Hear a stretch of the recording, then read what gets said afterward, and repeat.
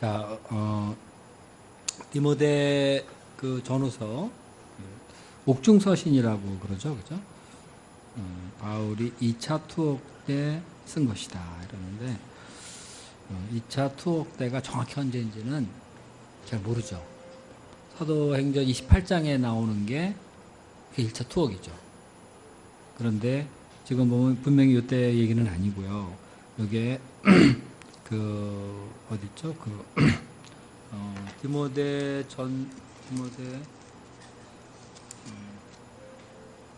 후서 1장 8절을 보면요.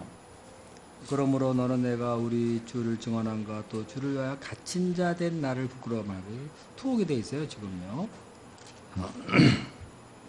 근데 왜 2차 투옥 때다 그런데 정확한 연도는 뭐 68년 뭐 이렇게들 얘기를 합니다. 근데 이제 여기서 사도 바울이 그 디모데에게 교회를 이끌어갈 지도자로서 그에게 좀 권면의 말씀이죠. 특별히 오늘 말씀은 성경이 무언가, 성경이 왜 중요한가, 또 성경에 대한 우리의 태도, 전동 이것에 대해서 집중적으로 말해주고 있습니다. 그래서 요즘은 기독교가 과거 어느 때보다도 상대화되어 가고 있죠, 그죠? 다른 종교들은 이렇게 뜨는데 기독교는 이렇게 가라앉는 것 같은 그런 시대에 살고 있어요. 그런 만큼 기독교의 경전, 기독교의 책이라고 할 수 있는 성경도 상대적으로 사람들이 자꾸 낮추어 보는 그런 경향들이 많아지고 있습니다. 그래서 성경을 대수롭게 생각하지 않고요. 또 이런저런 다원주의 시대의 여러 주장 때문에 우리 기독교를 믿는 사람들조차도 성경을 과거와는 달리 좀 조금 낮춰보고 상대화하고 하는 경향이 있습니다. 그래서 말씀에 대한 절대성 이런 것이 상실되어 가고 있는 게 사실이고요. 그런 만큼 내가 이 시대에 이 성경 말씀을 그렇게 열심히 가르칠 필요가 있는가 하는 이런 생각까지 하고 있어요. 그래서 뭐 시대 정황 속에서 그럴 수밖에 없죠, 그죠? 기독교가 많은 비판을 받고 또 분위기가 점점 상대화되어져 가고 그러니까 우리가 말씀에 대한 자세도 그렇고 또 말씀을 전파하고자 하는 의욕도 상대적으로 약화된 게 사실입니다. 그러나 오늘 말씀 통해서요. 성경은 어떤 책인가 다시 한번 생각해 보면서 우리 시대 속에서 성경의 중요성 이것에 대한 분명한 확신을 가지고 열심히 성경을 가르치고 전파하는 그런 삶을 살아야 되겠습니다. 자, 문제가요. 네 문제인데요. 어떻게 보면 우리 잘 아는 말씀이에요. 그냥 다 알죠. 뭐 시대가 악하다, 성경이 귀하다, 전파하자, 뭐 이거예요. 그렇지만 또 한번 자세히 공부함으로써 있죠. 우리 자신을 다시 한번 살피고 시대를 살피고 성경을 다시 한번 생각해보는 그런 기회가 되면 좋겠습니다. 자, 1번부터 해볼까요? 신정민 목사님부터 한번 해봅시다.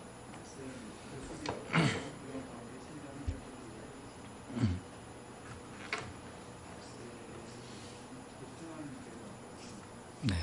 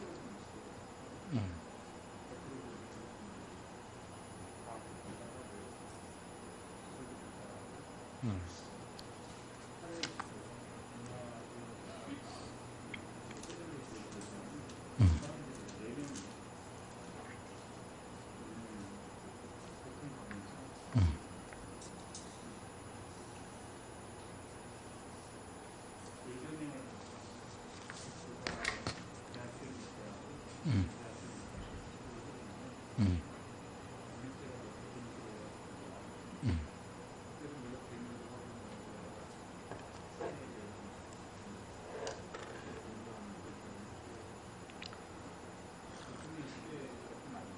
이렇게 마이크 줄래요? 마이크 하나만. 좀, 네. 그래서 이렇게 푸는 사람이 돌아가세요. 네, 계속 하시죠. 전두환 시대에도 막 그래서 사람들이 우리에 대해서 저항하고 고통의 시대라고 했는데 청년들에게는 힘들게 포함이 있었거든요. 네.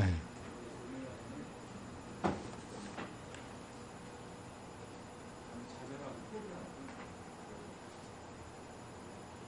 도덕적으로도 업무를 하락해서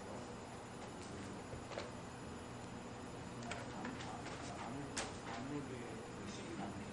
음, 사람들과 관계도 연결이 되고 서로서로 비난하는 게 그런 거 보면 고통의 시대가 많은 것 같아요. 앞으로도 더 그렇게 될 것이다. 고통의 때가 될 것인데 실제로 이런 세상 가운데 무엇을 따라 살아야 합니까? 12절에 보면은 경건하게 살으라는 바퀴를 주는데 악한 사람과 속인 사람들은 더욱 악하여 져서 속이기도 하고 속기도 하나니 그러나 너는 결국 확신한 일에 가라. 그러나라고 하는 글자를 썼는데 아무리 시대가 힘들더라도 그러나 너는 결국 확신한 일에 네. 거울로부터 배우고 거울로부터 배웠던 그 삶과 말씀으로 배웠던 그 여기가 하나님 을 정하도록 하고 있습니다. 네. 하나, 둘, 셋. 네, 됐나요? 네. 거기, 지금 우리가 먼저 어떤 시대 속에서 사도 바울이 이걸 썼는가 좀 알아야 되겠죠? 사도 바울이, 말세에 고통하는 때가 이를 것이다. 이렇게 얘기를 했어요. 그래서 말세에 고통하는 때가 이를 것이다. 이렇게 얘기했는데, 이거는 어떤 얘기인가요? 지금은 말세가 아닌가? 네? 네, 지금도 말세죠. 근데 말세에 고통하는 때가 이르러할 것이다. 이렇게 되는데, 여기서 말세라는 것은 대체적으로, 예수님이 승천하시고 나서 재림하실 때까지의 그 시대를 보통 말세라고 부르죠. 네, 또 말세라는 말을 또 어떨 때 우리가 쓰나요? 신학적으로는 예수님이 재림할 때까지의 그 기간을 말세다. 이렇게 얘기를 했어요. 그렇죠. 사람들이 너무 죄악돼가지고 소망이 없을 때, 소망이 없어 보일 때 말세다. 말세 이렇게 말을 많이 해요. 근데 그 근거를 뭐에다 두고 말세라 그러는지 모르겠지만은 하여튼 사람들이 너무 죄악되고 야, 이 세상 어떻게 될 것인가 이런 생각을 할 때 말세가 왔다. 이렇게 말세다 이렇게 얘기를 많이 해요. 근데 이게 말세라는 것은 대체적으로 참 그 사람들 내면 속에 내면이 고통스러운 때 그런 때를 보통 말하죠. 테러블 타임. 아, 너무 끔찍하다. 이런 거를 얘기를 하고 있어요. 요즘도 이렇게 보면은 어떻게 신문이나 이런 거 보면은 참 끔찍하다. 이렇게 읽는 것 자체가 상당히 고통스럽죠, 그죠? 아, 이 시대를 어떻게 살아갈 것인가? 우리는 어떻게 살아가겠는데, 우리의 2세들은 또 어떻게 살아갈 것인가? 우리의 어린 양들은 이 시대를 정말 어떻게 살아갈 것인가? 이거 참 목자로서 도와주려고 그러면 너무 힘들어요. 아, 우리가 너무 고통 가운데 있는 것 같습니다. 근데 이제 사도 바울이 이 말세의 특징에 대해서, 말세에 고통하는 때의 특징에 대해서 말을 해줬는데요. 그것이 1절부터 나오죠. 그래서 말세에 나타날 일에 대해서 사도 바울이 여기서 쓴 거는 19가지를 썼어요. 19개를 뭐 쉬어서 일부러 쓴 거라기보다도 하여튼 기록된 것은 그 19가지를 썼습니다. 제일 먼저 나오는 게 자기 사랑 하나고요. 두 번째가 돈 사랑. 세 번째가 자랑한다. 네 번째 교만. 다섯 번째 비방. 그 다음에 부모를 거역해요. 감사하지 않습니다. 거룩하지 않고요. 무정해요, 사람이. 원통함을 풀지 않고 모함을 합니다. 절제하지 않고 사나워요. 선한 것을 좋아하지 않아요. 배신하고요. 조급해하고 그리고 자만하고 쾌락을 사랑하기를 하나님보다 더 사랑하고요.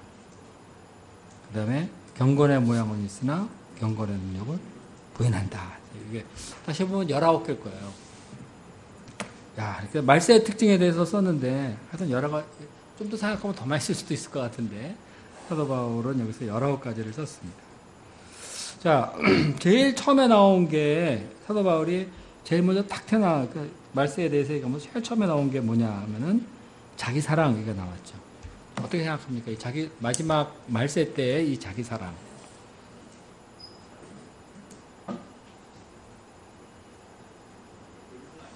어? 어떻게요? 뭐라고? 본능. 그래요. 자기 사랑이 본능인데, 근데 뭐가 문제예요, 그러면? 뭐가 문제냐, 이거죠. 자기를 사랑하는 건 본능이죠. 자기를 보호하고.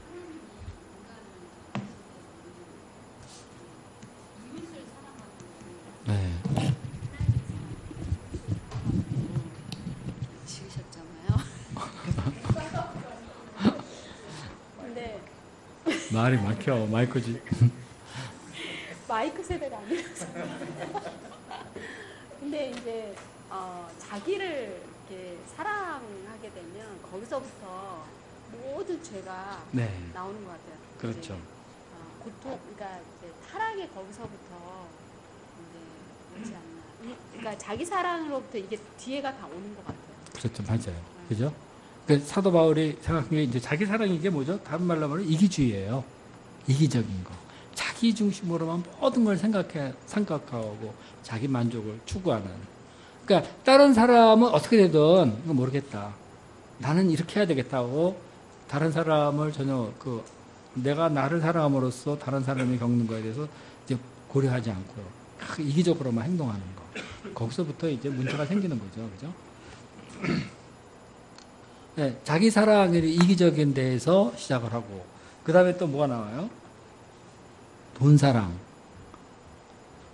그죠? 자기 애와 물질 사랑. 이게 말세의 그 현상에서 앞에 딱 나와 있는 거예요. 이기적이고 그리고 이 세상 어떤 것을 해도 물질로 모든 것을 해결해 하려고 하는 물질만 있으면 된다. 물질이 하나의 힘이죠, 그죠? 그러니까 물질로 모든 문제를 해결하려고 생각해서 물질을 사랑하는 게 문제입니다. 왜 이렇게 사람들이 자기를 사랑하게 되고 돈을 사랑하고 물질을 사랑하고 그렇게 되는 걸까요?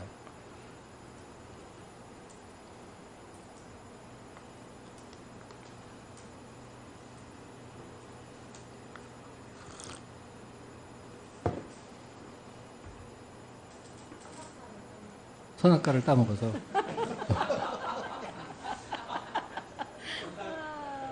네. 하나님을 사랑하지 않아서. 그러죠. 지금 선악과를 따먹은 건 마찬가지 똑같습니다. 그런 말이죠. 그죠? 하나님에 대한 사랑이 식어가기 때문에 그런 거죠. 하나님에 대한 사랑이 식어가고, 하나님의 사랑으로 하다 보니까 상대적으로 내가 다른 사람과 비교해 볼 때 손해보는 것 같고, 그러다 보니까 그 열정이 없어져 가요. 믿음도 믿고 살아서 뭐 하는가, 이런 생각이 드는 거죠. 그러다 보니까 자연히 자기를 사랑하게 되고, 이 세상에서 내가 어떻게 살 것인가. 이러다 보니까 돈을 먼저 사랑하게 되고, 그러죠. 그러니까 사람이 하나님을 떠날 때 그 내면이 부패돼 버리는 거예요. 부패돼 버리니까 우리가 성경에서 나오는 계명의 그 중심이 뭐죠? 하나님 사랑, 이웃 사랑이잖아요. 그러니까 하나님과 이웃을 버리고 나를 사랑하는 거예요. 그럴 때 고통스러워지죠. 우리도 이렇게 어디 몇 사람이 회사에서 팀이 있다. 이렇게 할 때, 거기 아주 이기적인 사람이 있으면 사람이 되게 괴롭죠. 그죠? 이기적인 한 사람이 되게 그 분위기를 다 해치고 사람 많이 힘들게 만들어요. 근데 이게 고통하는 때라는 거예요. 그래서 자기 사랑과 물질 사랑에서 모든 어려움이 시작이 되는데요. 자, 그 다음에 뭐가죠? 자기를 사랑하고 돈을 사랑하고, 그 다음에 또 뭐가 있어요? 자랑. 자랑은 뭐예요?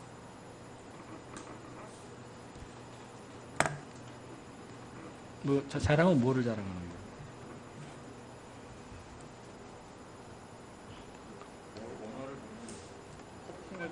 거예요? 허풍을 떠는 거예요. 자기의 실제 모습보다 과장돼서 보스트, 자기 과시. 자기 과시, 보스트. 그래요. 그 사람이 자랑해요. 막. 다른 사람의 자기가 그렇게 자랑함으로써 있죠. 다른 사람이 받는 상대적인 고통이 또 있거든요. 그러니까 뭐를 하나님을 은혜를 자랑하고 감사하고 이래야 되는데 자랑해요. 자기를 과시하려고 자꾸 자기를 들이밀고 다른 사람에게서 뭔가 영광을 누리고자 하고 막 이렇게 되는 거예요. 자기 과시로 남을 지배하고자 하고 막. 그러니까 헛된 거죠. 네? 헛된 자기 과시가 있어요. 사람들에게. 또 뭐가 있어요? 교만하다 그런 건 뭐죠?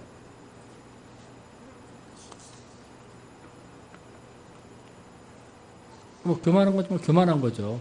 예? 혼자 잘난 척하고 막 조금만 있어도 배우려고 하기보다 항상 남보다 위에 있는 것처럼 하고 막 이렇게 남을 누르려고 하고 막 그러죠. 또 교만하고 겸손하지 않고 교만하고 그다음에 비방을 잘해요. 이렇게 꿍치렁대고 막 누구는 어떻고 누구는 어떻고 욕을 잘하고 깎아내리기에 막 힘쓰고. 부모님을 거역하는 게 또 아주 심각한 문제죠, 그죠? 그 사회가 건전하냐 아니냐는 효를 측정해 보면 안다는 말도 있어요. 참 부모님에 대한 태도, 젊은이들 부모를 어떻게 대하는가 그거에 따라 사회가 좀 어떻게 측정이 되거든요. 부모를 막 내쳐버리고 막 그러면은 참 고통스럽죠. 사나워진 거예요. 감사를 모르고 은혜를 모르는 거죠. 그래서 감사치 않고 거룩하지 않고. 감사치 않는 것도 끔찍한 건가요?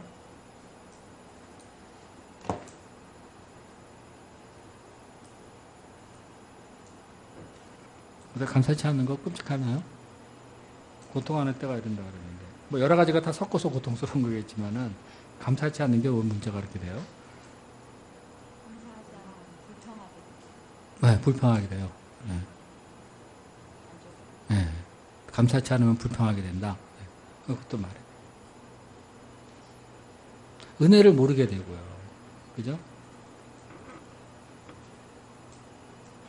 당연하게, 내가 뭘 받는 걸 당연하게 여기고, 상대가 베풀어주는 은혜를 귀한 줄 모르고, 이렇게 되면 어떻게 돼요? 사람들이 그 감사를 베풀고 하는 사람에게 큰 실망을 주고, 아픔을 주고 그러죠. 그래서 사람들이 의외로 많이 그런 거 많아요. 누가 뭐를 해줬는데, 사람들은 그거에 대해서 감사하다는 말, 되게 싫어하는 사람들 되게 많습니다. 사람은 의외로 조그만 거에 상처받고 막 그러거든요. 그런데, 감사를 안 해요. 그 다음에 거룩하지 않고, 무정하다 그랬어요. 봐주는 게 없고, 원통함을 풀지 않고, 한번 원수 맺으면 끝까지 그냥 막 미워하고, 복수하고, 그러려고 그러죠. 모함하고, 절제하지 않고, 사납고, 선한 것을 좋아하지 않고, 배신한다. 조급하고, 자만하고, 하여튼 이런 모습들이 있죠. 이런 것이 경건의 모양은 있으나 경건의 능력은 부인한다. 이런 모든 것들이요, 총체적으로 말세에 쫙 나타나는데, 이런 세상을 볼 때 우리가 고통하지 않을 수 없죠. 그죠? 소망이 안 생기는 거죠. 이 시대 어떻게 살아야 되는가? 희망이 무엇인가? 이렇게 돼요. 맨 마지막에 나온 거 있죠. 경건의 모양은 있지만 경건의 능력을 부인한다는 건 무슨 뜻이죠? 이것도 말세의 특징 중에 하나인데.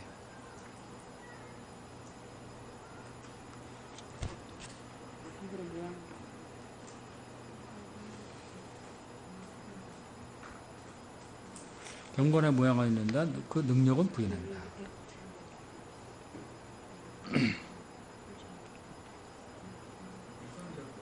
위선적이다. 네. 쉬운 말 성경에는 뭐라고 이게 한글로 이렇게 저 영어가 좀 짧아서요. 한글로 한 거를 좀 읽어보면 되게 좋은 것 같은데 겉으로는 하나님을 섬기는 채 하나 실제로는 하나님을 경외하지 않는 것을 경건의 모양은 있으나 경건의 능력을 부인한 자라. 네, 이렇게. 네, 그럼 그게 뭐죠? 이런 거는 신앙생활 하는 사람들의 소위 신앙생활 한다는 사람 속에서 나타나는 모습들이죠. 근데 이게 뭐예요? 그러니까 지금 이렇게 말세일 때 세상에 대해서도 하는 거지만 지금 사도 바울이 디모데 후서에서 디모데 교회에서도 이런 일이 있다라는 그렇죠. 그죠? 그러니까 네, 5절에면 신앙생활 겉으로는 하나님을 섬기는 척 하고 실은 우리 목자들도 그렇고 우리 하나님을 섬기는 어떤 실제적인 종들도 겉으로는 이제 섬기는 거 하고 직업적으로 하는 것처럼 이렇게 할 수도 있고 그러나 실제로는 하나님을 경외하고 그거에 깊이 하나님을 두려워하고 이렇게 하지 않는다는 것을 네. 경고하는 말씀이 같아요. 그렇죠. 그런 거죠. 그렇죠? 외형적으로는 교회 생활을 잘 하는 것 같아요. 그러나 실제적인 문제에 딱 부닥쳐서는 거기에 하나님께 대한 믿음, 확신 이런 것이 안 나타나는 사람들이에요. 왜 그게 안 나타나냐? 믿는다고 해서 될 문제가 아니다 이렇게 생각하는 거예요. 내가 이러한 문제가 그 문제가 살아가기 복잡하고 어려운데 내 교회는 다니지만 교회를 열심히 다닌다고 해서 하나님을 믿는다고 해서 그것이 나에게 무슨 은혜가 되고 능력이 되겠는가 이런 식으로 생각하는 거예요. 실제적으로 무슨 도움이 되겠는가. 그 신앙생활을 통해서 하나님께서 우리에게 베풀어 주시는 은혜와 능력을 부인해요. 그런 거 다 필요 없다. 그런 거 없다 이러는 거죠. 그러니까 어떤 식으로 가게 되냐면은 교회는 다녀요. 교회는 다니는데 하나님 중심이 아니라 늘 자기 중심으로 나가는 거예요. 자기의 걱정과 근심을 하나님을 의지하고 풀어가기보다는 자기 생각을 가지고 먼저 나가는 거예요. 그러니까 거기 경건의 능력이 안 나타나요. 믿음에 그 무언가가 나타나지라는 거예요. 그 이제 오늘날의 그 많은 그리스도인들이 그렇죠. 다 자기 중심적으로. 사업 중심으로 막 다 돌아가 버려요. 하나님을 믿지만은 교회에 대해서 깊이 관심 갖고 교회를 섬기고 그 다음에 사업을 할 때도 여러 가지 어려움이 있더라도 있죠. 그런 가운데 믿고 기도하고 말씀을 의지하고 막 이래야 되는데 그게 도대체 무슨 소용이 있겠느냐 그러면서 보통 세속적인 방법으로 쫙 막 나가버려요. 그 믿는 자로서의 그 어떤 그런 게 안 나타나죠. 하나님의 능력이 그런 가운데 나타날 수가 없죠. 도움이 안 된다. 경건의 능력을 부인한다. 그러니까 요즘에 교회에서 교회 생활, 교회를 하나의 문화라고 생각하는 경우가 많잖아요. 이제 교회 하나의 커뮤니티라고 하나요? 그리고 또 그레이드라 뭐라 그러죠? 자기 계급이라고 그러나? 계급이라면 좀 이상한데 어떤 교회도 어떤 하나의 계급처럼 이렇게 나눠져 갖고 계급끼리 밥 먹으러 다니고 이렇게 하면서 하는데 여기서 보니까 영적인 것을 아주 적극적으로 리젝트한다고 표현하거든요. 그러니까 영적인 열매랄지 영적인 어떤 생활 이런 것들 자체를 리젝트하면서 적극적인 어떤 표현이잖아요. 리젝트는 그냥 이렇게 멀리하는 정도가 아니라 리젝트한다고 표현했기 때문에 상당히 이거는 그리스도인의 어떤 그런 모습은 아닌 것 같아요. 실제적으로. 그런 게 이제 많이 이제 나타나 이제 그런 거 대표적인 예가 우리가 자주 들었던 얘기가 이제 그 아이들 학원 보낸다고 예배 보지 말라 이렇게 그런 거 대표적인 거죠. 그건 이제 대학교 들어가서 해라 이렇게 하면서 그 시간에는 너는 공부를 해라 학원을 가라 엄마가 대신 예배 드릴게 이렇게 나가는 거예요. 그 자기는 분명히 이제 교회를 다니고 그래요. 그런데 경건의 능력 그런 것이 삶 속에 안 나타나는 거죠. 이런 게 되게 많아요. 불안하고 막 그러면 하나님을 믿는다 그러면서도 하나님은 안 보이니까 점집에 가기도 하고 막 하는 게. 그래서 2세들이랄지 아니면 우리는 2세들이 하는 게 아니라 어떤 세상에 그러니까 우리 교회 다녔던 어떤 많은 믿음의 그런 분들이 그 자식들에게 어떤 그런 파워를 가질 수 없는 거 아닌가 싶기도 해요. 왜냐하면 실제 삶에서는 그런 우리가 보통 신앙생활 때 하나님을 섬긴다는 것이 어떻게 보면 좋은 것이지만 또 어떻게 봤을 때는 어떤 어느 정도의 어떤 자금이 어떤 희생이라나 뭐 이런 것들이 좀 필요한데 절대 그거를 양보하지 않도록 하기 때문에 이렇게 자녀들이 부모의 믿음이라든지 이런 것들을 인정하지 않고 이렇게 좀 무시받을 수밖에 없는 그런 상황인 것 같아요. 이런 모양 때문에.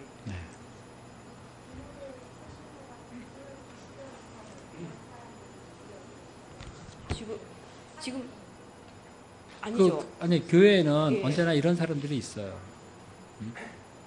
예나 지금이나 항상 이런 사람들이니까 말로는 크리스찬들 이렇게 얘기하는데 교회는 나가는데 실제적으로 삶 속에서는 그 경건의 모습이 전혀 안 나타나고 믿음이 안 나타나고 그러는 사람들이 상당히 많이 있죠.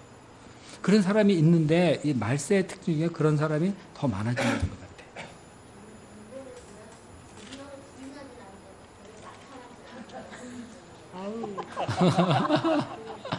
경건의 능력을 부인하지는 않는데 나타나지 않아서 고민이라고? 아니에요. 경건의 능력을 믿고, 그러니까 우리가 신앙생활할 때 여기서 오는 하나님의 은혜와 도우심 이런 거를 믿고 살아가는 되는 거죠. 능력은 없어도 네, 그렇죠. 그걸 인정하고 나타나고 어떤 건 그 두 번째 문제고, 하나님께서 함께 해주신다는 것을 믿고 신앙생활의 승리를 믿고 이렇게 나가야 돼요.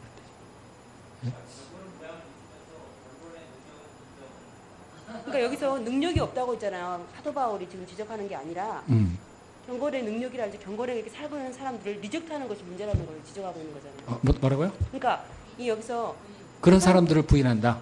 리젝트한다는 적극적으로 그러니까 이거를 거의 업신여긴다. 능력이 없는 거에 대해서 경건하게 사는 사람을 부인한다고? 그러니까 리젝트한다고 표현했기 때문에 그 시온 성경에서는 또 여기서는 그러니까 여기서 보면 경건의 능력이 없다고 경건의 능력 성령 열매를 할지 어떤 그런 것들 성화하지 못했다고 이렇게 좀 예수님도 그렇고 모두 많은 주님의 바도발도 막 이렇게 하지 않고 그러니까 경건의 능력 그러니까 믿음으로 살고자 하고 성령의 경건하게 살고자 하는 사람들 있잖아요. 그런 것들에 대해서 무시하고 멀리하고 이렇게 하는 것들이 지금 문제라고.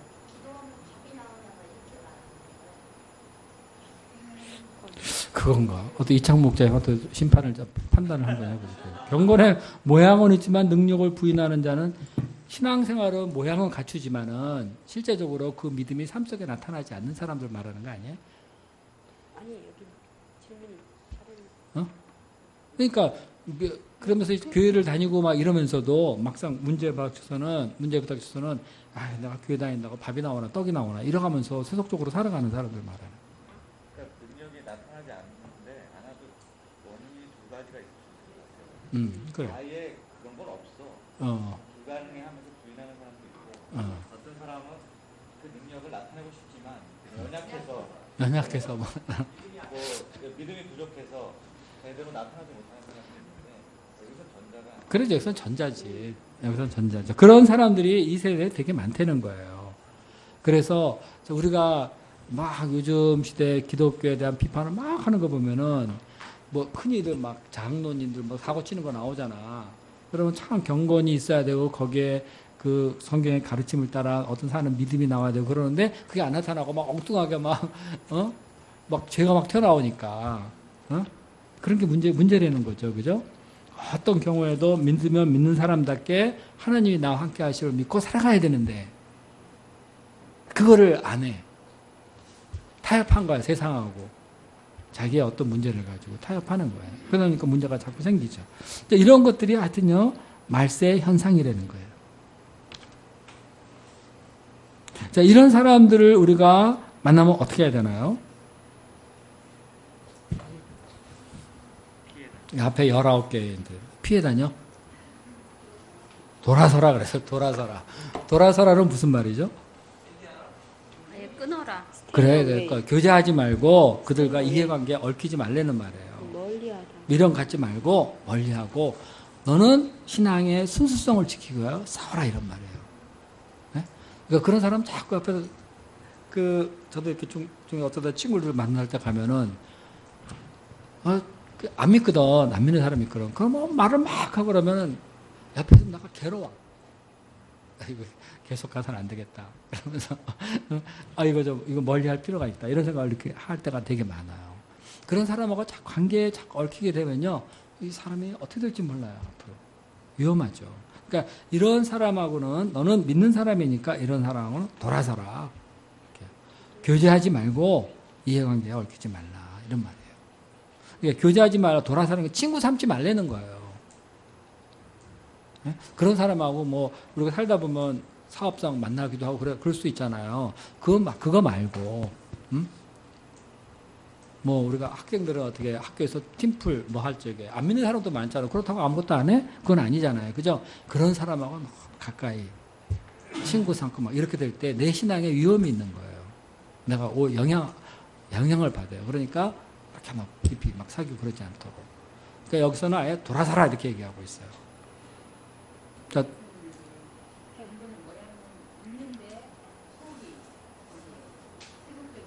네, 그런 거 말아요.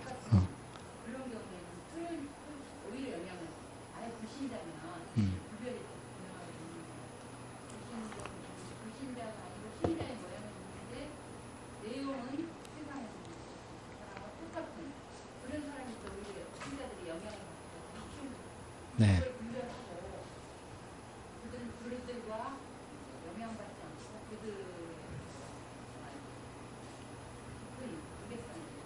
네. 그러고요. 네. 또 뭐가 있어요? 그들 중에 남의 집에 들어가 어리석은 여자를 유인하는 자들이 있으니 그 여자는 죄를 중히 지고 여러 가지 욕심에 끌린 바 되고 뭐 이런 게 이제 그들 중에 경건의 능력은 모양은 있으나 능력을 부인하는 사람들 중에 이렇게 모양은 거룩해.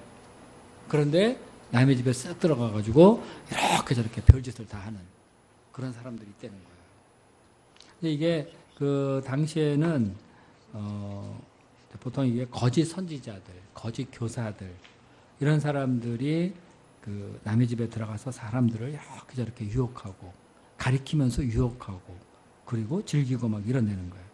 이게 이제 영재주의자들 얘기를 한다 그래요. 영재주의자들은 그 물질은 악하고 영이 선하다 이거잖아요. 그러니까 이런 영재주의자들 들어가 가지고 그 막 지식을 가르쳐 줘요. 그러면서 동시에 물질은 악하니까 어차피 버릴 몸이니까 하면서 그 몸을 쾌락으로 막 써버리는 거.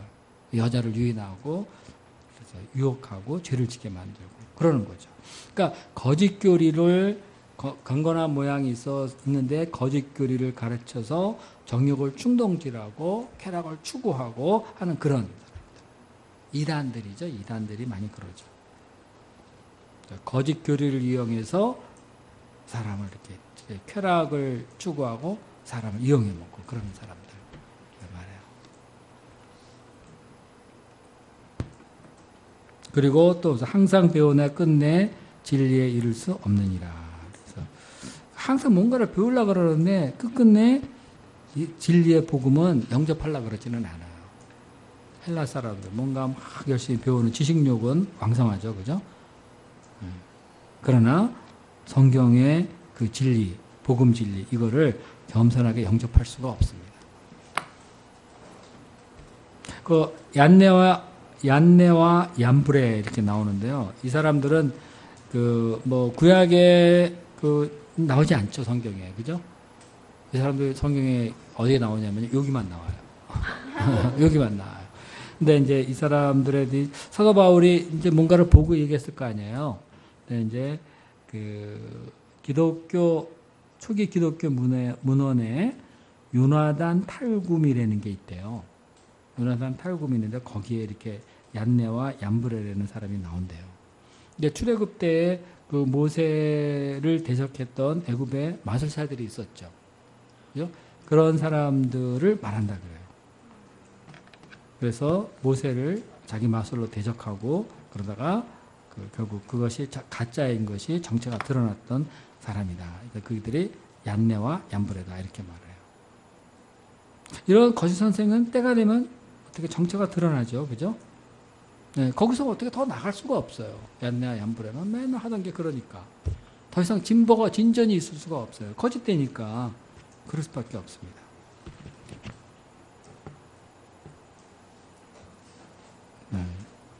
이런 악한 세상 가운데 참 사도 바울이 어떻게 목자 생활을 했는가. 자기가 말하고 있죠, 지금요. 어떻게 목자 생활을 했나요? 사도 바울이. 참 이 세상이 참 끔찍한 이런 세상이었는데 사도 바울은 어떻게 했는가. 10절 나오죠.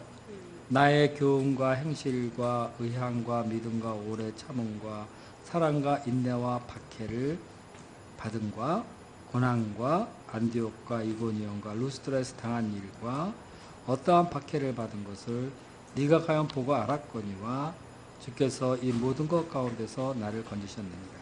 이런 세상 가운데서 사도 바울은 열심히 복음을 가르치고 바르게 살고자 했고 그러면서 사람들에게 핍박을 받고 죽을 뻔도 하고 이랬다는 거예요.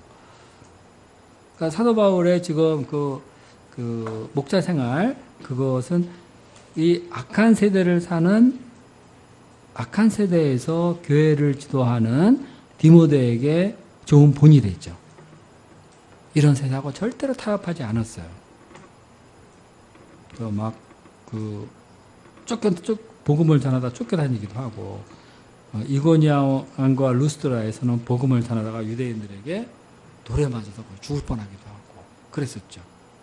조금 더 타협하지 않고 이렇게 많은 복음을 아주 신실하게 전하면서 핍박과 고난을 당했습니다. 그런데 어때요? 그 결과는 어떻게 됐어요? 죽었어요? 네, 주께서 이 모든 것 가운데 나를 건지셨다 이렇게 얘기를 하고 있어요. 하나님께서 나를 보호해 주셨다. 만들 수도 있고 할 수 있지만 그러나 이런 가운데 하나님이 나를 건지셨다. 그리고 이제 그 디모데에게 하는 말이 무릇 그리스도 안에서 경건히 살고자 하는 자들은 박해를 받으리라 이렇게 얘기했어요. 그러니까 이 마지막 시대에 이 말세 같은 때 디모데가 교회 지도자로 경건히 살고 지도하고자 할 적에 박해 따르는 것은 당연하다. 우리 시대에 우리에게도 주는 말도 마찬가지죠, 그죠? 진실된 믿음을 갖고 살고자 할 때 많은 어려움이 있습니다. 사도 바울은 이것을 아주 분명히 얘기를 했어요. 네가 믿고 살면은 네 삶에 은혜와 축복이 넘칠 것이다.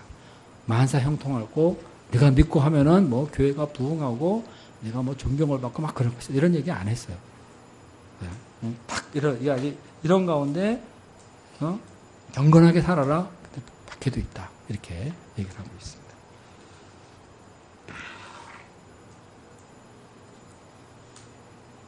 자, 13절 보면 악한 사람들과 속이는 자들은 더욱 악하여져서 속이기도 하고 속기도 하는데, 자 이제 본문으로 들어가서 그럼 사도 바울은 이때 권면해 준 게 뭐죠?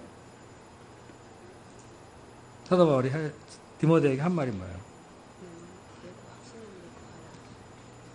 너는 그러나 사람들은 이렇게 악화해서 속이고 속기도 하는데 그러나 너는 배우고 확실한 일에 거하라. 이렇게 했어요. 배우고 확신한 것에 거하라. 이건 무슨 말이에요? 뭘 배웠어요, 사도 바울? 저기 디모데가요? 네? 복음을 배웠어요? 성경이라 그러면 제일 낫겠죠, 그죠? 사도 바울을 통해 배운 것이죠. 성경을 사도 바울을 통해서 배운 성경 이렇게 보면 좋을 것 같아요. 그러니까 내가 이제까지 너를 가르쳤다, 그리고 믿었다. 그러니까 배우고 확신한 그 일에 거하라. 이렇게 얘기하는 건 내가 너에게 가르친 것은 하나님 말씀이다. 그러니까 그것에 아주 기초한 분명한 삶을 살아라. 이렇게 해서. 그러니까 죄악되고 사람들은 더 악화워지고 그러지만 너는 성경 안에 거하는 삶을 살아라. 이렇게 얘기하고 있는 거죠. 이거 여기서 그 확신하는 일에 거하라 하는 이 말은요, 잠시 거하는 그런 게 아니라 요한복음 15장 5절에서 거하라 하는 그 말과 같죠. 계속적인 의미를 가지고 있어요. 사도 바울로부터 배운 이 성경 말씀 이런 것 계속 붙들고 변하지 않고 그걸 지키고 확신하고 이렇게 살도록.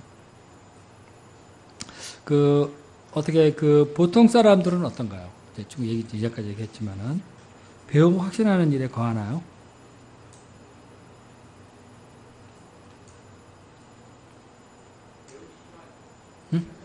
어떻게? 네, 일단 배우기 싫어하니까 그게 더 문제죠. 그죠? 배우기는 하죠. 네? 배우기는 하죠. 그래요?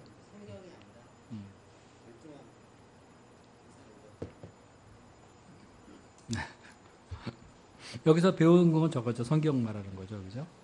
아니, 배우려고 하지 않는 것도 큰 문제인데, 배웠다 그래도 시대가 너무 어렵고, 자기의 이기적인 생각, 쾌락을 쫓아가다 보니까 배운 대로 하지 않죠. 그죠? 그러니까 시대의 가치관, 어떤 분위기에 따라서 이게 막 이렇게 저렇게 막 변해버려요. 자기 생각과 욕심을 따라, 편리를 따라서 이렇게 저렇게 막 바꿔버리는 거죠. 근데 사도 바울이 디모데에게 한 말은 그러지 마라. 배우고 확신한 일에 계속 그 안에 남아있어라 이 말이에요. 그러니까 성경적 가치관과 철학을 가지고 배운 그 말씀의 기초에서 분명한 가치관과 철학을 가지고 믿음으로 살아가도록 이렇게 얘기하는 거예요. 그리고 이 말은 뭐냐면요. 오늘날 우리에게 말하자면요. 성경으로 돌아가려는 거예요. 성경을 꽉 붙들고 살아내는 겁니다. 우리도 유행이나 조례에 따라가지 말고요. 하나님이 우리에게 주신 한 권의 책이 있잖아요. 이 성경. 그리고 또 통해서 배운 게 많잖아요. 이것을 꼭 지키고 확신하고 과하도록 하는 것이 사도 바울의 지금 말입니다.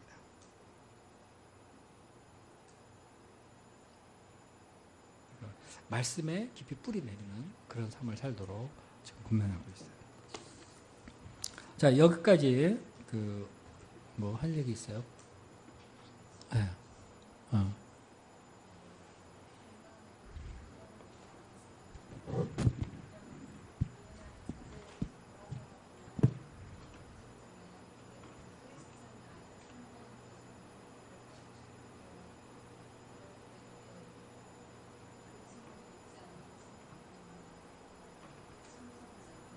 친구 어떻게 삼지 말라고?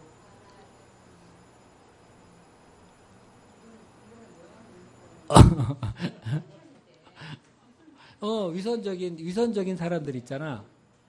위선적인 사람들 있잖아. 경건의 모양은 이렇게 있는데 너무 위선적으로 배운 것과 자기가 믿는 것과 배운 것과 다르게 생각하는 이런 사람들 있죠. 좀 악하잖아. 그런 사람은 친구 삼지 말라. 그러나 안 믿는 사람은 어떻게 해? 뒤에는 그런 사람에게 말씀을 전파하라 그래 지금. 때를 어떤지 못 얻든지 열심히 전파하라 그래.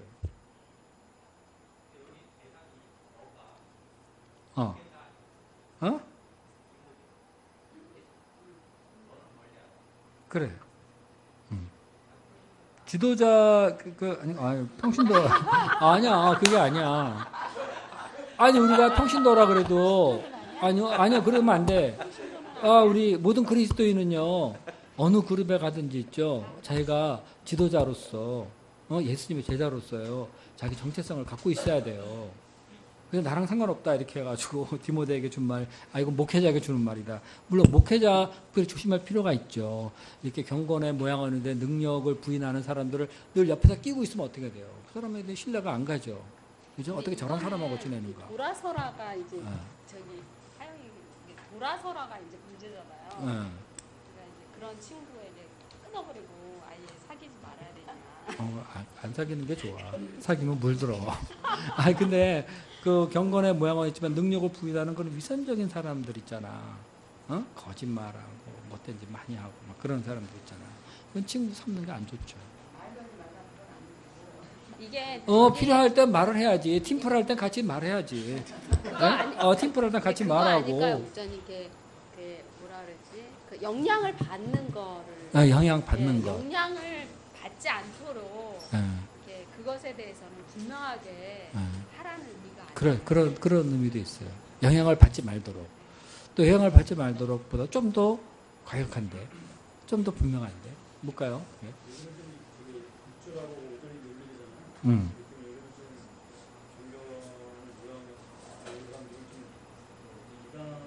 그 이단을 얘기하는 거죠. 그래, 이단으로 생각하면 좋겠죠.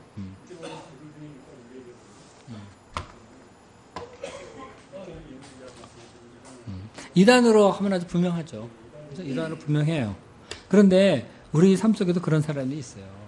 경건의 모양은 좀 능력을 부인하는 사람. 어떻게 보면은 능력을 부인하는 사람이면은 그 믿음이 약해서, 교회는 믿음이 약해서 자꾸 타협하고 그런 사람 정도는 아니야. 위선적인 사람이야. 부인하는 그런 사람. 이런 사람은 공동체에서 쫓아내야 되죠. 그래요. 맞아요. 사실 그래야 되는 거예요. 돌아서라 했으니까 위선적이고 막 그렇게 하는 사람들이죠. 그래, 그런 사람도 있으면. 사람이 믿음이 연약해서 나오는 실수, 허물이 있거든요. 그런 것도 별개의 것이에요. 미움도 오겠지. 자, 이제는 이제 2번으로 갑시다. 이제 본격적으로 성경에 대해서 한번 살펴봅시다. 자, 2번 봅시다.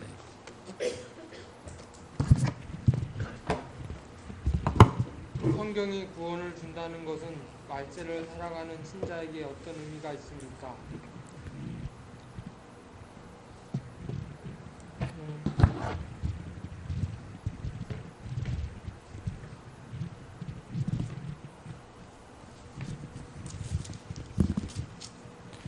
음, 15절로 되는데 15절을 읽어보겠습니다. 또 어려서부터 성경을 알았나니 성경은 능히 너로 하여금 그리스도 예수 안에 있는 믿음으로 말미암아 구원에 이르는 지혜가 있게 하느니라.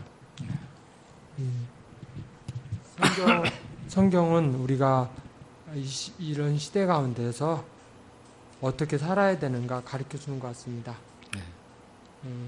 많은 사람들이 이렇게 이 앞에 말씀에 나오는 대로 살기 때문에 이렇게 혼돈되기 쉬운 것 같습니다.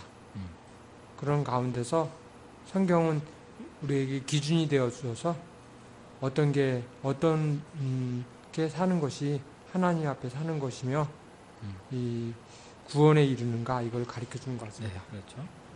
성경은 무엇으로 말미암아 구원을 줍니까?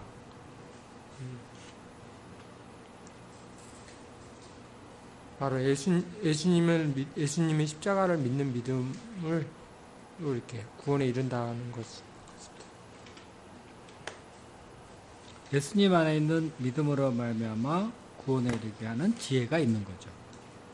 그죠? 우리가 이 악한 세대 속에서 이런 악한 세력과 싸워서 이길 수 있는 무기가 무엇인가? 그 사도 바울이 성경이다, 홀리 스크립처라는 말을 썼죠. 그죠? 지금 성경을 앞세우는 거죠, 그죠? 악한 세대와 싸워 이기려면은 싸운다 그러면 검이 있어야 되잖아. 성령의 검, 하나님 말씀이죠. 그러니까 우리의 싸움은 혈과 육의 싸움이 아니라 악한 영들과의 싸움이에요. 그런 점에서 이 악한 영들과 싸울 때 어떻게 이길 수가 있는가? 하나님 말씀이죠. 그래서 이건 어려서부터 성경을 알았는데 성경은 구원에 이르게 하는 지혜가 있다. 이렇게. 이 세상의 여러 가지 죄악들 속에서 우리가 어떻게 구원받을 것인가, 어떻게 승리할 수 있을 것인가, 그에 대한 지혜를 주는 책이에요. 세상의 책들하고 좀 다르죠. 전공서적이니 교양서적이니 이런 것들은 우리에게 전문적인 지식을 가르쳐주고 기술을 가르쳐주고 또 어떤 우리의 정서적으로 우리를 좀 풍성하게 해주기도 하고 재밌기도 하고 어떤 책을 읽으면은 그 말 이렇게 마음에 편안함도 느끼기도 하고 그래요. 코드가 좀 맞아가지고 재미있고요. 또 읽고 싶고 막 그런 책들이 있죠. 그러나 그런 것은 우리를 구원에 이르게 하는 지혜가 없죠. 거기에는. 그죠? 네, 그 성경과 다른 책을 구별하는 거예요. 그래서 세상의 어떤 책도 우리를 구원에 이르게 하는 지혜를 제시해 주지 못하는데 성경은 그것을 제시해 준다.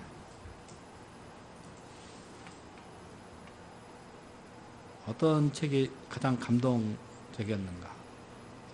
우리 신정민 목사님 무슨 책이 가장 감동적이었어요?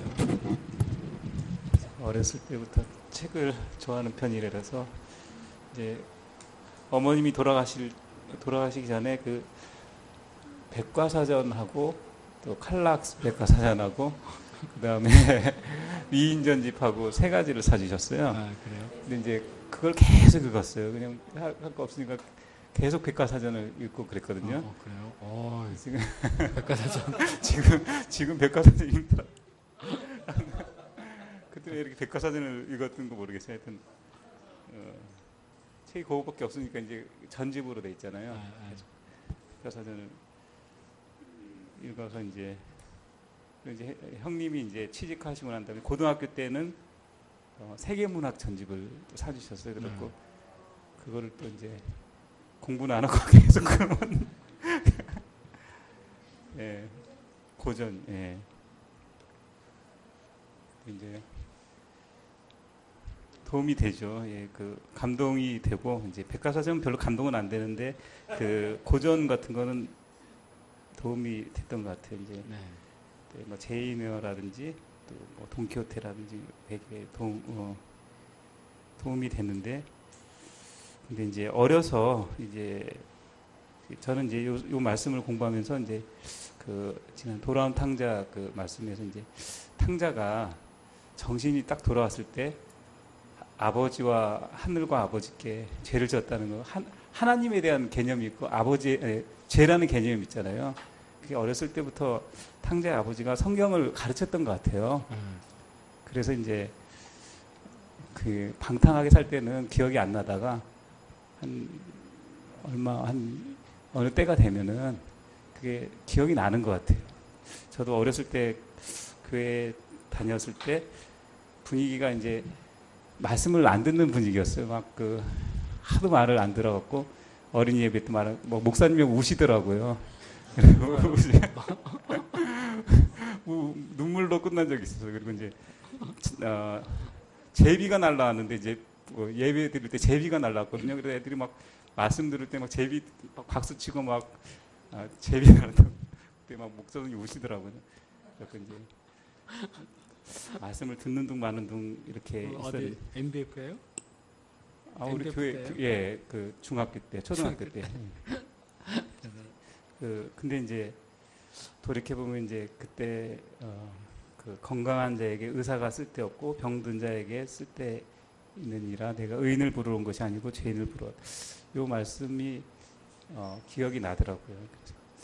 그래서 이렇게 말씀 듣는 자세도 엉망이었고 잘 듣지도 않고 막 그런 막 방황도 많이 하고 막 그랬는 것 같은데 그래도 어렸을 때부터 이제 성경을 배운 게 이제 2세들 보고 그러면은 당장에는 막 안 듣잖아요. 잘 안 듣고 막 방탕하게 살기도 하고 그런 것 같은데 그래도 어렸을 때 배운 성경이 이제 어느 순간이 되면은 정신이 돌아오고 요한이랑 이제 말씀 공부를 이제 하는데 이제 보통 10시에 말씀 공부를 했거든요. 11시 넘어가면 피곤해 갖고 토요일 날 11시는 피곤하잖아요. 말씀을 이제 가르치는데 이제 요한이가 이제 한 번은 약간 좀 짜증을 내더라고요.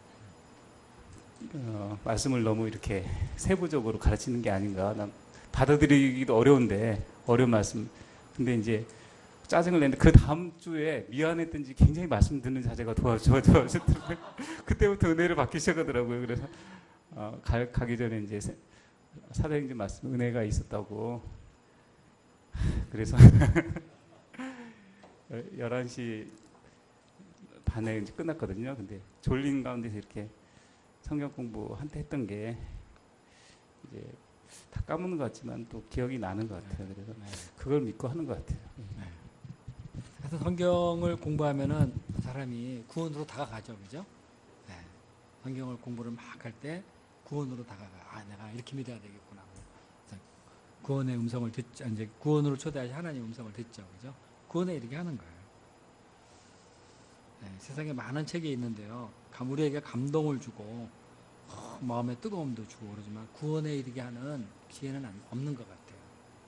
성경의 그 특수성이죠, 그죠? 성경의 특수성이에요. 그 전에 내가 어떤 불경부를 열심히 한번 읽은 적이 있는데 마음이 얼마나 평안한지. 네? 평안하고 다 털어버리고. 근데 내 영혼을 구원하지는 않더라고. 마음만 평안하게 해주고 다분히 심리학적인 것 같아. 네? 내 영혼을 구원하고 하나님을 알고 감사하고 찬양하게 하는 건 전혀 다른 거예요. 네.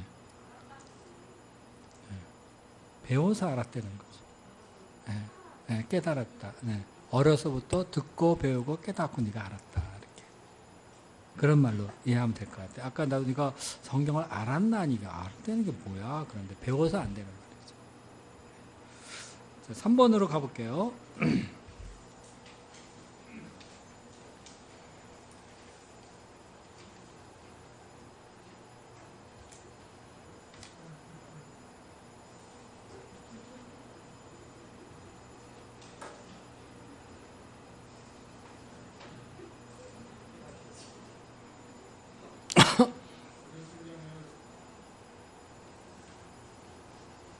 어떻게 이루어졌습니까? 하나님의 감동, 성령의 감동으로 되었다고 했습니다. 그러니까 성경의 저자는 바로 하나님이고 하나님이 쓰셨기 때문에 완벽하고 완전 모호한 그런 것, 모든 사람에게 감동을 줄 수 있는 것 같습니다. 또 성경은 우리에게 어떤 유익을 줍니까? 교훈, 책망, 바르게 함, 의로 교육하기 유익하다고 했습니다. 성경을 통해서 정말 모든 방면에서 영적으로 성장하고 영적으로 훈련하는 데 필요한 모든 소스와 어떤 그걸 다 제공하고 수단이 되는 것 같습니다. 네. 이 상에서 고통하는 시대에 성경이 주는 희망을 또 17절에 보면 또 하나님의 사람으로 온전하게 하며 모든 선한 일을 행할 능력을 갖추게 합니다. 성경 말씀 통해서 우리가 이제 한번 은혜를 받고 거듭나게 되었지만 또 지속적으로 성장하는 게 중요한 것 같습니다. 네, 그렇죠. 지속적으로 우리에게 에너지를 영적으로 성장할 수 있도록 이끌어주는 것 같습니다. 네. 성경은 우리를 구원에 이르게 하는 지혜가 있을 뿐만 아니라 우리의 삶 전반에 걸쳐서 있죠. 교훈하고 잘못된 것은 책망하고 바르게 해주고 우리를 의로 교육하죠. 그 성경 하나님의 감동으로 됐다는 것은 무슨 말일까요? God breathed 이렇게 되어 있는데 성경은 하나님의 감동으로 되었다.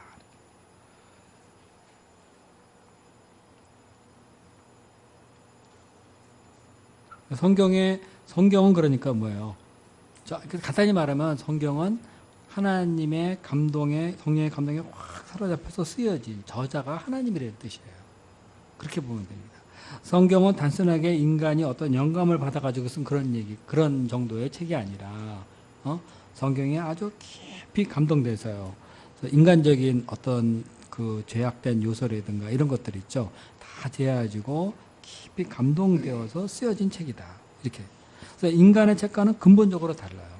인간의 책이 아무리 훌륭하고 감동적이라도 그거는 인간에게서 나온 거예요. 그러나 성경은 그렇지 않다는 거죠. 사도 바울이 썼지만 사도 바울의 이런 사상과 생각 그런 것도 있긴 하지만은 그러나 근본적으로 하나님께서 성령 감동을 주셔서 우리의 구원에 유익한 책으로 하나님께서 쓰도록 이렇게 인도하셨다는 거죠. 그래서요, 성경은 하나님의 감동으로 되었기 때문에요, 단순하게 인간적으로 이해하려고 그래서 온전히 이해할 수 있는 책이 아니에요. 성령의 감동이 되었기 때문에 성령의 조명을 받아야 비로소 그 뜻을 알아갈 수 있죠.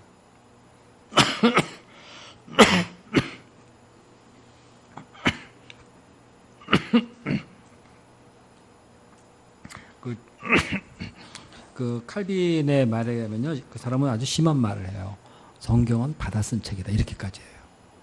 그 말하면 무슨 그 기계적으로 받아 썼냐 막 이렇게 그래서 이제 당박에 이제 반박이 나오죠. 근데 그런다기보다도요, 성령에 깊이 감동돼서요 하나님의 뜻을 쓴 책이라는 거예요.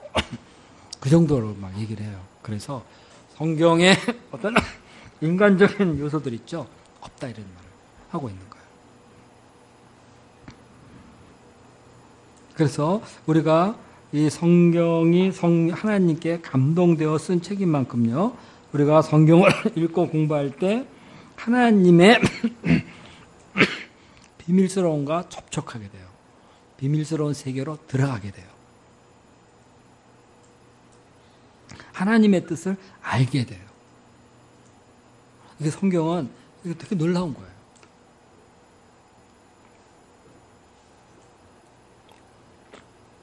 영의 세계, 하나님의 그 영의 세계 속에 접촉해요. 들어가게 하는 그 문이에요. 그리고 우리에게 두신 하나님의 뜻을 알게 되는 그런 지식의 책이 바로 이거예요. 성경이 앞에서 말할 때 구원에 이르는 책이다 그랬죠. 지혜와 지식이 있다 그랬죠. 그죠? 네, 성경은 그런 거예요. 우리를 위해서 하나님이 주신 거예요. 우리가 어떻게 구원을 받을 수 있는가? 우리가 어떻게 살아야 되는가? 그리고 하나님께서 우리에게 두신 뜻은 무엇인가? 계획은 무엇인가? 이런 것들이 성경에 쫙 돼 있죠. 그건 사람의 머릿속에서 나올 수가 없는 바로 그런 거죠. 그래서 우리가 성경을 잘 읽을 때요, 하나님과 함께 호흡하는 그런 삶을 살게 돼요. 하나님과 함께 호흡하는 그런 존재가 된다. 이렇게 얘기를 해요.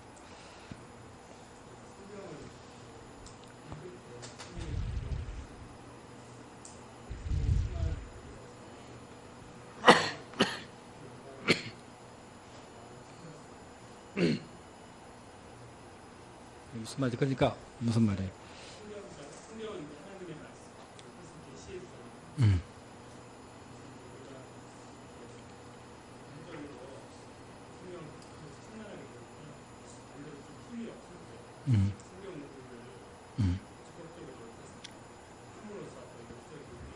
네.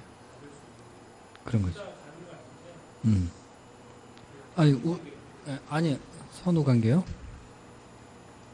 우리 안에는 항상 성령께서 내주하고 계시잖아요. 근데 우리가 신앙생활을 게을리하고 그러면은 이제 이 내주하시는 성령께서 이렇게 뭐라 그럴까? 성령을 소멸하지 말라 그런 얘기 있죠? 이렇게 많이 어떻게 하실 수 없어요. 근데 우리가 성령으로 다가가면 있죠? 우리 안에 있는 성령께서 적극적으로 활동하세요. 그러면 성경을 통해서 우리에게 말씀하시고 힘을 주시고 그러세요. 그러니까 성경을 멀리하면 힘이 없을 수밖에 없어요. 그러니까 성경은 성령 활동의 장이다 이런 말까지 하거든요. 성경을 안 보고 그러다가 막 해도 그렇게 큰 효과를 못 봐. 근데 말씀을 딱 접하는 순간 있죠. 우리 연약했던 우리 내면이 감동을 받고 은혜와 능력을 덧내게 되고 그래요. 그러니까 자꾸 성경을 버리는 이유가 바로 그거죠. 성령의 감동이 되었다. 이렇게. 우리 영혼에 감동을 주고 또 어떠죠? 우리가 죄인인 것을 알게 해주고 더 나아가서 자복할 수 있는 은혜와 용기를 주고 그래서 죄를 털어내고 은혜를 덧내고 제사함의 은혜를 덧내게 하고 우리를 변화시켜 나가는 그런 힘이 있죠.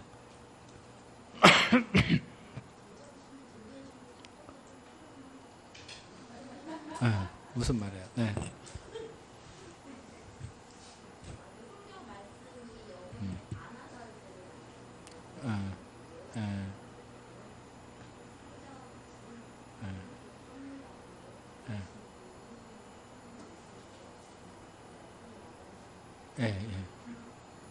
어쨌든 성경에 딱 들어가면요 하나님께서 깨닫게 하세요.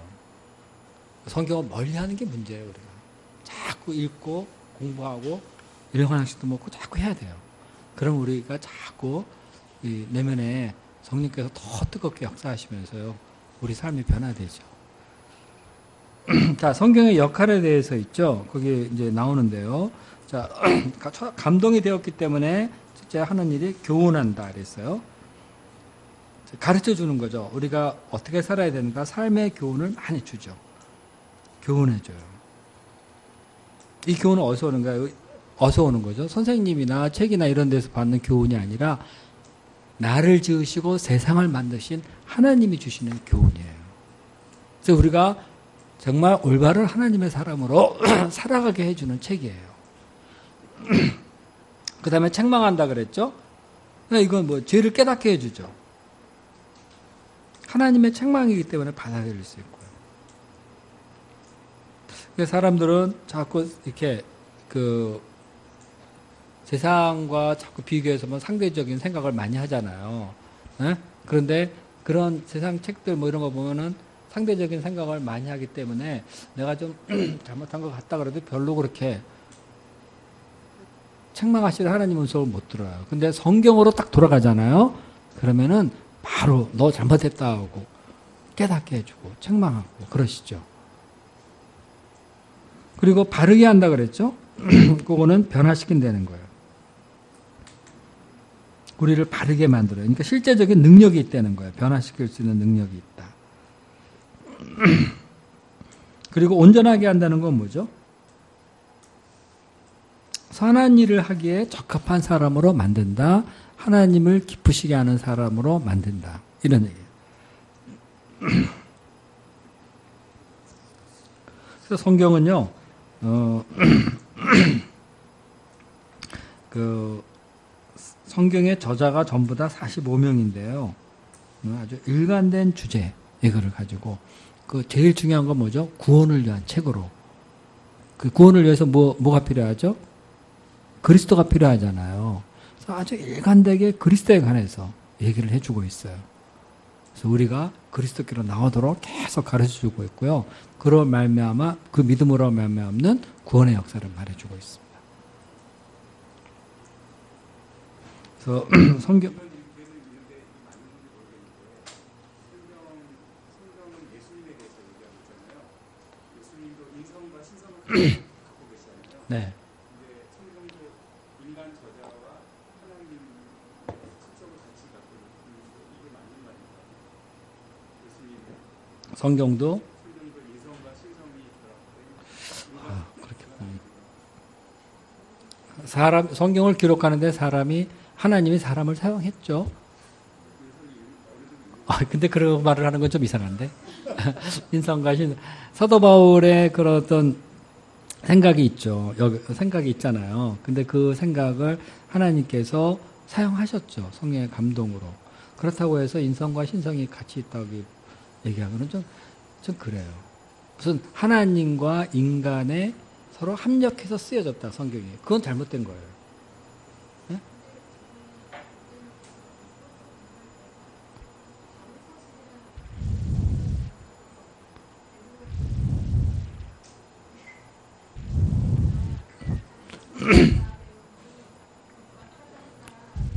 그런 것도 있어요. 네.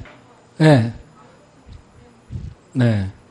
그렇다고 해서 이제 어떤 베드로적인 특질이 나타나고 바울적인 특질이 있다 그래서 그 내용 자체가 잘못된 건 아니죠. 네.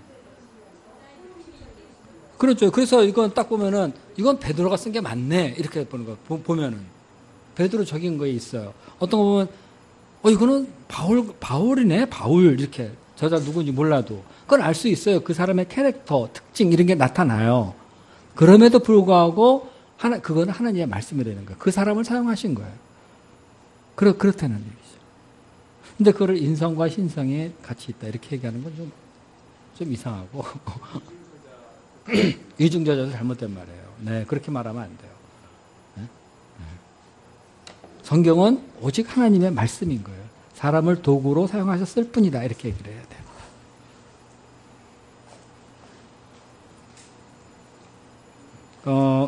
이 성경은요, 하나님께서 주신 책이다, 이렇게 할 때, 이 성경의 모든 것은 어떻게 절대적인 거죠. 그죠? 성경은 절대적인 말씀으로 우리 가운데 있어야 돼요. 그래서 어떤 것은 시대에 맞다, 틀리다, 이런 건 요즘 필요 없다, 이렇게 말을 하면 안 되죠. 그래서 우리는 성경을 대할 때 있죠. 성령에 감동된 것이다. 교훈과 책망과 바르게 함과 온전하기에 유익하다. 그랬죠? 그 성경에 대한 분명한 확신을 가지고. 그러니까 아무리 제약된 시대에라도 있죠. 이러한 성경에 대한 분명한 확신을 가지고 대해야 돼요. 이러한 제약된 시대에 우리가 어떻게 하나님의 사람으로서 온전하게 될 수 있겠는가? 어떻게 온전하게 성장할 수 있겠는가? 어떻게 이런 죄악된 세대 속에서 하나님의 사람으로서 올바르게 살 수 있겠는가? 그 능력이 어디서 오는가? 성경을 통해서 온다는 거예요. 그러니까 성경의 권위와 그 우월성에 대한 확신을 우리가 분명히 가지고 있어야 돼요.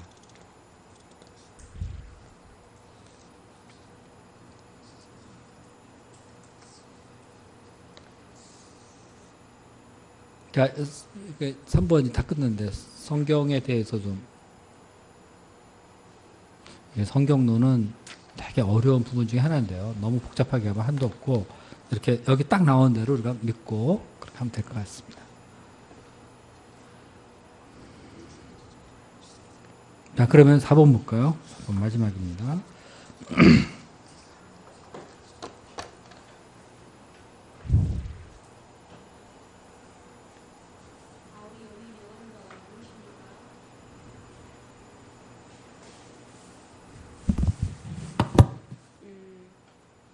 하나님 앞과 살아있는 자와 죽은 자를 심판하실 그리스도 예수 앞에서 그가 나타나실 것과 그의 나라를 두고 엄히 명하노니 너는 말씀을 전파하라. 사도 바울이 특별히 이런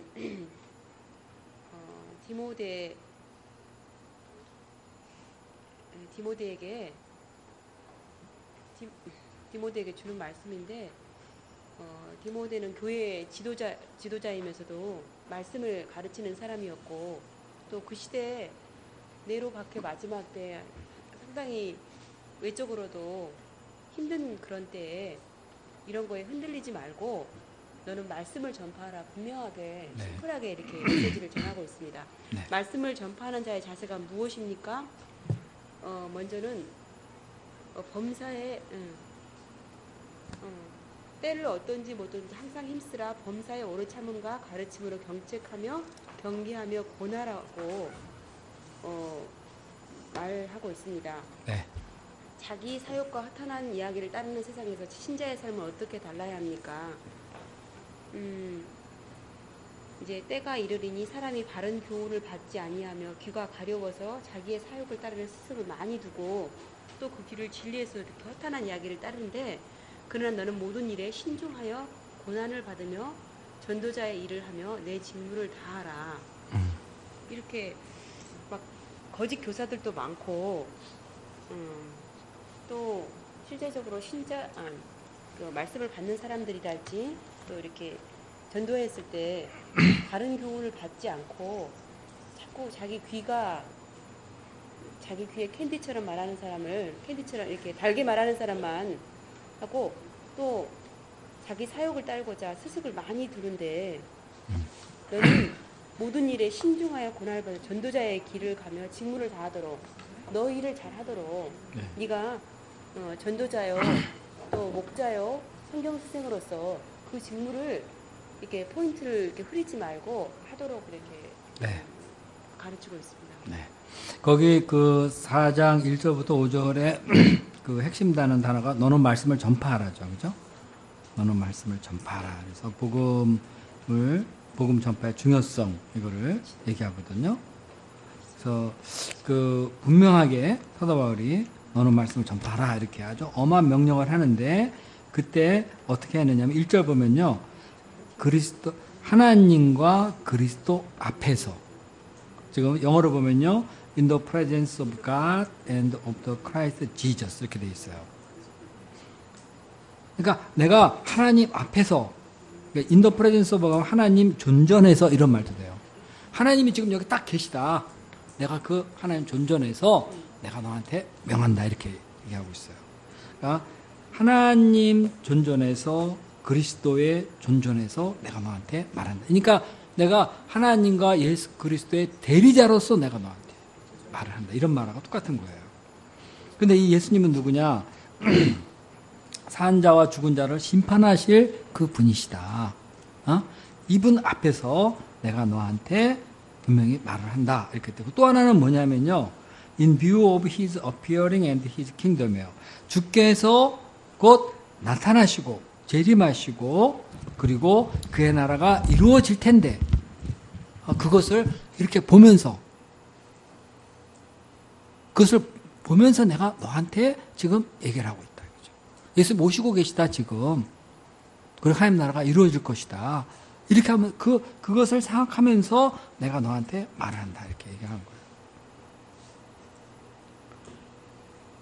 그러니까 그 산자와 죽은 자를 심판하러 하실 분이시니까 이거 심판의 기준이 뭐죠? 말씀을 듣느냐 안 듣느냐 이거잖아요. 그죠? 하나님은 예수 그리스도 보내셨고 예수님은 심판하실 거예요. 그러니까 사람이 심판을 받을 것이냐 안 받을 것이냐 이거 중요한 게 말씀을 듣고 영접하느냐 안 하느냐 여기에 달려 있는 거예요. 그리고 예수님이 지금 오고 계세요. 오면 어떻게 돼요? 산자와 죽은 자를 심판하실 거 아니에요. 그죠? 그리고 예수님이 오시면 하늘 나라를 이루실 거 아니에요. 거기에 구원받은 자가 들어갈 거 아니에요.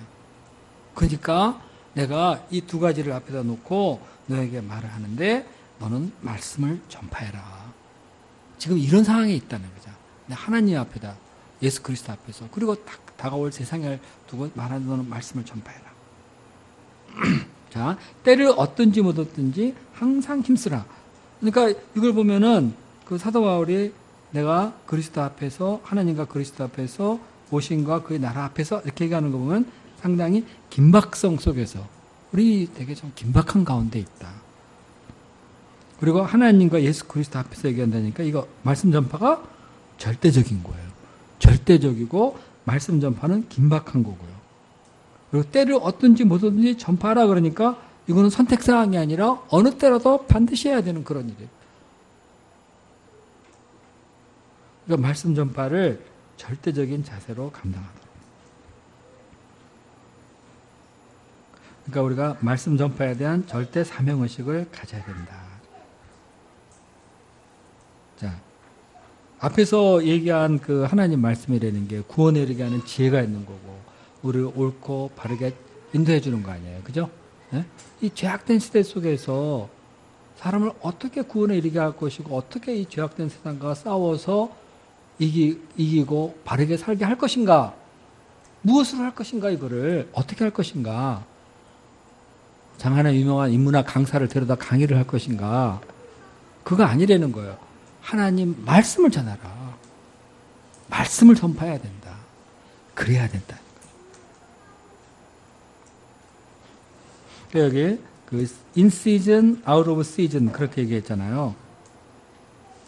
성경 뭐 농부는 일을 할 때 시즌이 있잖아요. 네?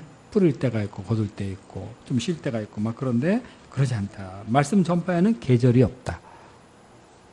그래서 그 때가 됐든 안 됐든 내 상황, 주변 상황에 관계없이 말씀 전파는 언제나 절대적으로 해야 하는 것이다. 그것은 우리의 사명이다. 이렇게 얘기를 하고 있어요. 말씀 전파에 대한 열정, 사명이 우리에게 있어야 될 것 같아요. 우리 말씀 전파를 너무 당연하게 여기죠. 그죠? 당연히 여겨야 되죠. 그죠? 그러면서 절대적으로 열심히 해야 됩니다. 하나님께서 쓰시는 분들 보면은 나는 열심히 전파하는 분들이에요. 뭐 이제 유명한 신학자들 있죠. 말씀의 비밀을 캐고 건전한 교리를 만들어 확정을 해주고 그래서 그 안에서 우리가 성경을 이해하게 하는 그런 분들도 있죠. 중요한 거죠. 또 중요한 건요. 말씀을 전파하는 거예요. 웨슬레라는 사람 있잖아요. 그분은 그 유명하죠. 성경 한 권의 책의 사람이다 이런 별명이 있죠. 성경 한 권의 책의 사람이다. 그리고 우리한테도 항상 하는 말이 우리한테도 한 유명한 말 중에 성경 한 권의 책의 사람이 되라. 그래서 성경을 열심히 읽고 연구하고 그리고 성경 한 권을 열심히 내용을 열심히 전하는 사람이 되라 이렇게 말을 했었죠. 이 사람을 보니까 그 생애에 4,000번을 설교했대요. 그리고 그 순회한 그 거리가 40만 킬로미터래요. 말 타고 쫙 그냥 영국, 스코틀랜드, 웨일즈, 아일랜드를 매일 돌고 돌면서 그렇게 그 복음을 전했어요. 지난번에 그 영국 갔을 때 거기 보니까 그 웨슬리 기념관이 있더라고요. 거기 보라고 해서 갔더니 감리교 김선도 목사님 그 방도 하나 있더라. 김선도 목사님 방도 있어요. 감리교 사진도 있고 막 그래요. 한국 광림교회 그게 있더라고요. 내가 그 박물관 이렇게 들어다 보니까 그 웨슬레가 말을 타면서 사용했던 그 안장 있죠. 안장이에요. 반짝반짝거리고 막 낡은 거 하나 있더라고요. 그러니까 이걸 배워서 아니까 야 이걸 타고 그냥 영국을 그렇게 돌아다니면서 복음을 전했구나. 이 사람은 정말 자는 건 어떻게 말 타고 가면서 잤다 그러죠. 그리고 말 타면서 쉴 새 없이 설교를 해서 책을 읽고 이거 내리면은 말씀을 전하고 뭐 이렇게 했다 그럽니다. 그 말, 그 조지 위트필드 있죠. 모르겠어요. 이게 몇 말이 진짜인지. 말씀을 전파하지 않고는 15분 이상 가지를 않았다. 이렇게 좀 정말 그랬을까 하는 생각이 들지만은 조지 위트필드의 가나요를 말해 얼마나 복음을 전하고자 열정적인 쉬지 않고 했다 이런 얘기죠. 또 그 무디는 하루에 한 사람에게 전도를 안 하면 잠을 안 잤다. 이렇게 그런 얘기도 있죠, 그죠? 그렇게 열심히 복음을 전했는데 하여튼 철칙이 있어요, 나름대로. 우리도 그런 분 있죠. 우리 목사님들 중에 그런 분 많아요. 내 일주일에 꼭 3번을 피싱을 나가겠다. 아무리 바빠도 내 시간 내겠다. 이렇게 하고. 뭐, 열심히 하는 분들 하루에 한 사람 이상은 꼭 만나겠다. 뭐 이렇게. 그러니까 좀 여러 가지 상황이 어려움에도 불구하고 그런 거 정해놓고 어쩌든지 복음을 전하려고 하는. 자기 사정도 어렵고 캠퍼스 사정도 어렵지만 그런 거를 전하려고 힘쓰는 사람들이 참 많이 있었어요. 그래서 우리가 성경을 이 성경이 얼마나 귀중한 책인가. 이 말세일수록 더욱더 그 가치가 뛰어나는 그런 책이에요. 정말 말세일수록 더 필요한 책이에요. 그걸 알고 열심히 전할 수 있도록 그렇게 해야 될 것 같습니다. 자, 그런데 전하는데 어떻게 해요? 항상 힘쓰라 그렇게 얘기하는데 범사의 오래 참음과 가르침으로. 그러니까 어떻게 가르칠 때 필요한 게 뭐냐? 오래 참음과 가르침으로. With great patience and instruction 이렇게 돼 있어요. 그러니까 성경을 가르칠 때 꼭 필요한 게 뭐지? 인내죠, 인내. 그리고 성경을 이렇게 잘 가르쳐야죠, 그죠? 참고 가르치고, 그러니까 인내하고 가르치고. 양이 하루아침에 안 변해도 인내하고 계속 가르쳐야 돼요. 그러니까 사도 바울이라 그래서 성경을 잘 전하는 어떤 특별한 비법이 있는 건 아니에요.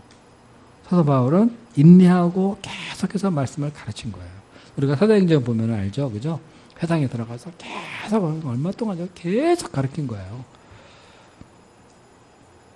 그래서 가르치면서 경책하고 경계하고 권하라. 문제를 알도록 해주고 바로잡아주고 경책하라. 경계하라는 건 책망하라는 말이죠. 리뷰. 그리고 권하라. 인커리지를 자꾸 해야 돼. 성경 공부하면서. 소감 선호들 쏘았다는 박수 막 쳐주고 잘 썼다 그러면서 막 해주고 어떻게 성경을 이렇게 잘 이해를 하느냐고. 또 뭐 성경 전했다 그러면 잘했다 그러면서 이렇게 막 인커리지를 막 해주고 세워주고 이래가면서 가르치려는 거예요. 그러니까 바로 잡아주면서 책망도 하면서 인커리지도 하면서 그러면서 인내하면서 꾸준하게 가르치도록 그렇게 해야 됩니다. 사람들이 갈수록 이런 뭐 당장 내 지식에 필요한 그런 지식은 꾸준히 배우려고 그러지만 성경은 잘 안 배우려고 그러죠. 당장 필요한 건 아니다. 이렇게 생각을 되게 많이 해요. 그럼에도 불구하고 우리는 그런 사람들을 꾸준하게 기도하면서 가르쳐주고 그래야 되겠습니다. 그러니까 사람은 말씀을 싫어해요. 그러나 영혼에게 가장 필요한 건 하나님 말씀이에요. 그런 걸 알고요. 열심히 가르칠 수 있도록 해야 되겠습니다. 5절 보면요. 그러나 너는 모든 일에 신중하고 고난을 받으며 전도자의 일을 하며 내 직무를 다하라. 모든 일에 신중하다는 keep your head in all situation. 상황을 항상 깨어 있으라는 말이죠. 그리고 고난을 받으며 endure hardship. 목자로 사는 건 쉬운 일이 아닐 것이다. 말씀을 가르치는 것도 쉽진 않다. 고난이 있다. 그래서 endure hardship. 그래서 그리고 전도자의 직무를 다하라. 의무를 다하라. 이렇게 얘기했어요. 그래서 오늘날 우리 시대 속에서 말씀이 얼마나 중요한가, 또 말씀 가르치는 것 얼마나 하나님께서 원하시는 건가, 이런 걸 알고요. 그 말씀 전파를 하되 그에 따르는 고난 이런 거 있죠. 잘 감당하고 인내하면서 전하는 것. 그것이 하나님이 원하시는 겁니다. 자, 여기까지만 하겠습니다. 뭐 더 하실 얘기 있나요?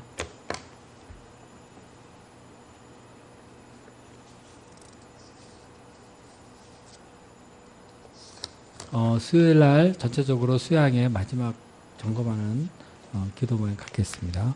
의차국 목사 뭐 하실 얘기 있나요? 오늘 지금 없다. 네. 수양회를 보면요, 그를 보면은 늦게 오시는 분들 꽤 있어요. 이렇게 보면은 빨리 올 수 있는데 하면서 굳이 또 남편하고 오겠다고 하면서 늦게 오고. 남편이 가니까 나도 가고, 뭐 그런 분들이 있어요. 그러지 않도록 유엔에서 근무를 잘 하고, 가능하면 끝까지 가능하면 수양에 일찍 오고, 가능하면 끝까지 남아서 유니티를 잘 이루어가면서, 환경을 이루어가면서 수양의 역사 섬기면 좋겠습니다. 날이 갈수록 우리가 하나님 역사에 대해서 마음이 상대적이 많이 돼가는 것 같아요. 우리 개척 우리 목자님들 이런 분들은 절대적인 자세를 가지고 했는데 이렇게 해서 같이 가고 뭐 이렇게 일찍 가고 이렇게 저는 이렇게 하고 뭐 일을 돼 가지고 막 늦게 오고 빨리 가고 막 이러는데 이런 건 안 좋은 것 같습니다. 네? 네, 유해에서 그런 분이 있으면 가급적이면 빨리 올 수 있도록, 그리고